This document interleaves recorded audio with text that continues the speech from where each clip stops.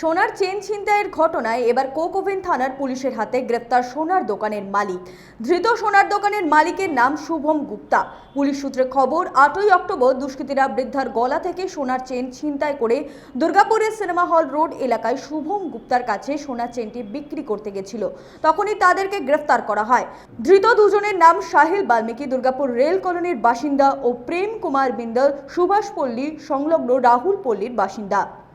দুর্গাপুর থেকে সনাতন গড়াইয়ের report, 99 news Bangla.